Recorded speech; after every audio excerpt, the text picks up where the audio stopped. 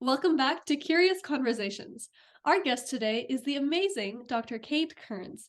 Hi, Dr. Kearns. How are you doing today? I'm doing well. How are you? Thanks for having me. Of course. So, Dr. Kearns, today we're going to be talking about a new paper that you published in Cureus, the Gender Pay Equity Gap in Academic Neurosurgery at United States Public Universities.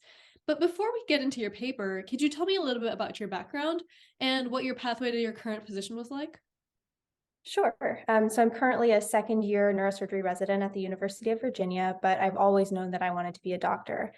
Even when I was a kid, I spent a lot of time with my grandparents, and my grandfather was a radiologist. So growing up, I had a lot of exposure to medicine. He was somebody who I looked up to greatly and always aspired to be like. And thankfully, science was really interesting to me. It was something that sort of came naturally to me, and I was lucky enough to have some very strong mentors as I went through middle school, high school, and college within the scientific field.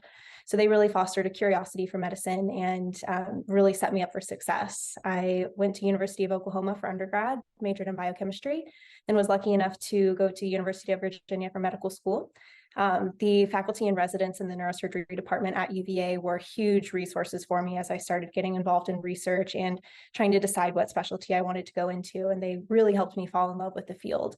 Thankfully, I matched at the University of Virginia for neurosurgery residency, and as I said, I'm in my second year.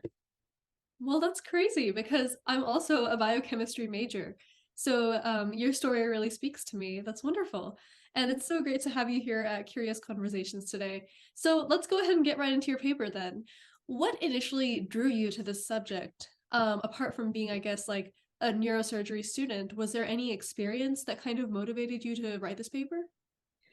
Well, you kind of alluded to it. As a woman in the field of medicine, obviously, this is something that I'm interested in. The gender pay discrepancy is in, I'd say, most aspects in professional careers, but particularly within medicine, and even more so within male-dominated subspecialties like the surgical subspecialties. So I had already made the decision to go into neurosurgery, and the gender pay discrepancy wasn't going to dissuade me, but it often does.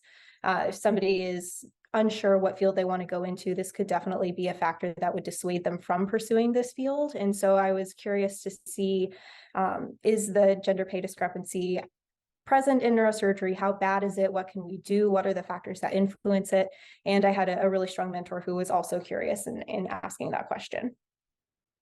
Yeah, absolutely. So, in your words, I guess, why is it really important and timely to examine the potential gender-based disparities in physician compensation currently? Well, I think recognizing a problem is the first step in finding a solution. As I said, the gender pay discrepancy has been talked about for years in many different fields, but especially in a scientific community, having hard data that shows that there's a difference in compensation really helps support the argument for equal pay. And I think it also provides female providers ammunition whenever they go into the conversations about compensation and going into their academic agreements when finding their first position. So having data to show like, hey, there's a discrepancy here and I'm not going to stand for it. Absolutely. So, go ahead and walk us through the findings of your paper. So we investigated for any association between gender and salary, between male and female academic neurosurgeons, and we hope to identify factors associated with salary in academic institutions across the United States.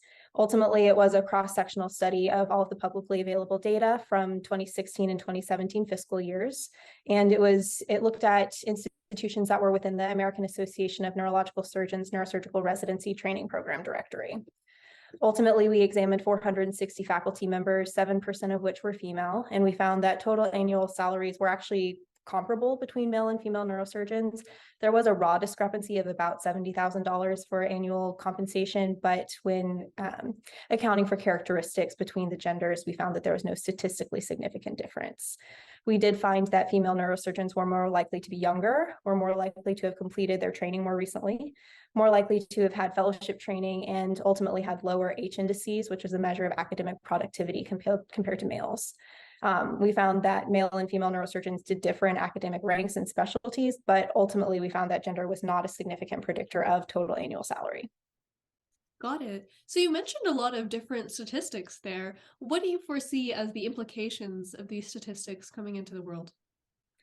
I think it's sort of a bittersweet conclusion. I'm hoping to draw the attention to the fact that there was no statistically significant difference, in the hope that this encourages women to pursue the field of neurosurgery. I think that, as I mentioned earlier, that can be a deterrent for some women.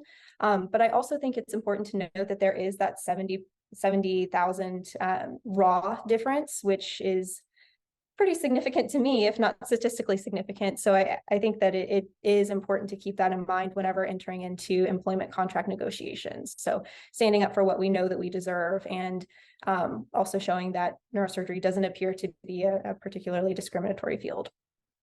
Absolutely. And for my final question about your research, I guess, what work do you have planned for the future?